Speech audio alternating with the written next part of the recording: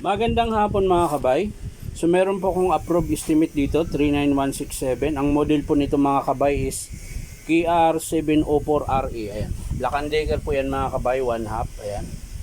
So ang papalitan yun mga kabay, yung brush holder. Ayan. Tapos yung switch at yung bearing housing. So tara mga kabay, samahan nyo po ako. So yan po mga kabay, nabuksan ko na po. So ikakabit na po natin yung switch. Ayan po yung switch mga kabay. Tapos bearing housing. Ayan. Siyempre yung brush holder. Ayan. Yan po yung tatlo mga kabay na ikakabit natin.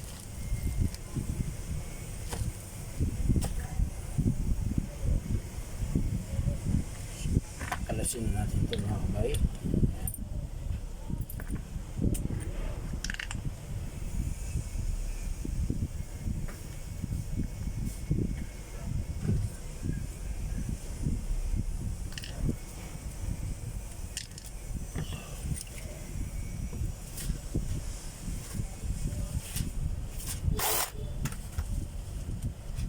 So yan na po mga kabay. Tatanggalin ko na po yung brush holder.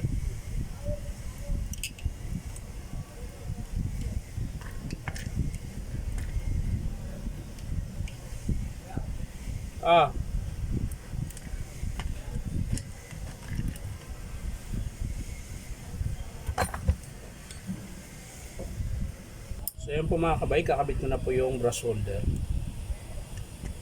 Kakabit na natin yung brush holder na bago.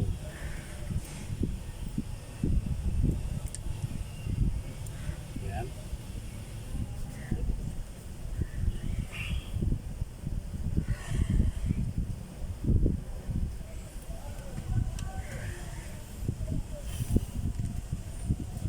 Sa kabila din po mga kabay.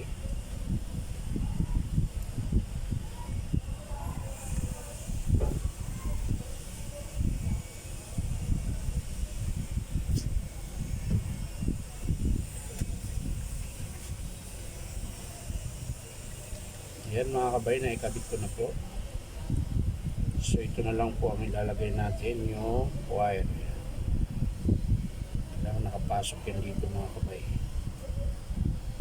para okay.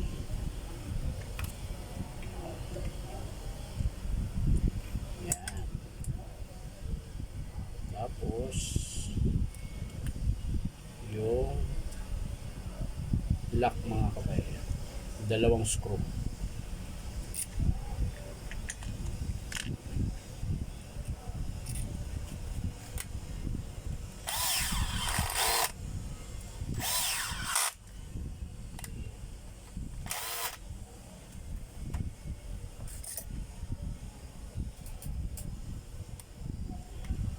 Mahigpit na po yan mga kabay. So okay na po yung brush holder mga kabay. Bali kakabit na lang natin sa switch mga kabay. Ayan. Dito naman po natin ito ikakabit. Ayan. So isusukat natin kung alin yung sa ilalim.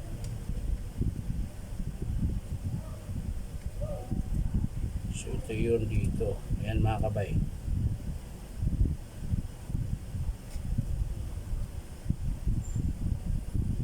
Yung black naman dito mga kabay. Tingnan natin kung aabot. Ayun, maiksi. Kailangan natin So yun na po mga kabay. Nakabit ko na po. Ayan.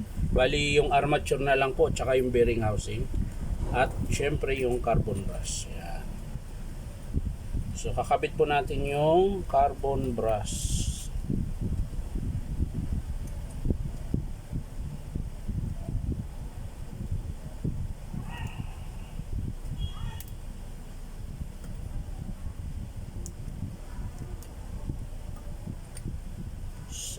Isa. Ayun. So, yan. So, okay na po yung carbon brush mga kabay. So, ang next na natin ay yung bearing housing. Yan. So yung next mga kabay, ito bearing housing. Yan po yung bago na bearing housing. Tapos syempre dito selector. Ayan.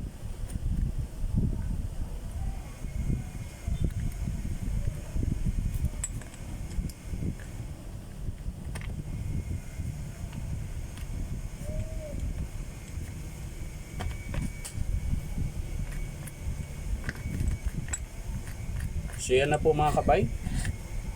Ayusin na lang po natin yung cord. So yan na po mga kabay. Nalagyan ko na po ng grasa. Nakabit ko na po ng maayos yung bearing housing, brush holder, switch. Ayan. So isasara natin mga kabay para matesting natin kung maganda ba yung ikot. So yan na po mga kabay. Nakabit ko na po. So iti-testing na po natin ngayon mga kabay.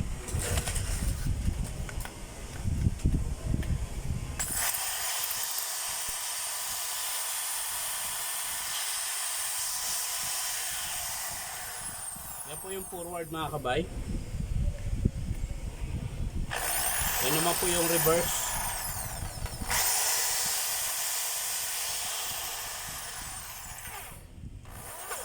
So titest natin yung hammer.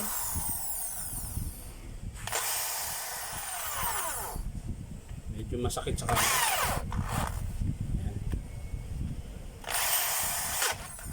Yan. Lakas ah. So ito yung mga kabay, titest natin yung hammer.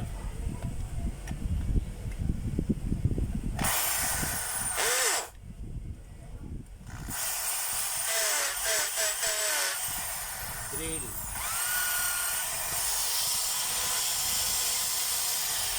So yan lang po mga kabay.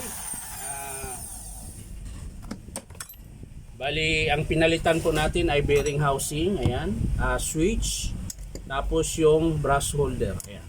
So maraming salamat mga kabay sa panonood at syempre pa-like and share na rin po. Syempre subscribe nyo po itong aking YouTube account na Inom Tabay. So maraming salamat mga kabay. Bye-bye.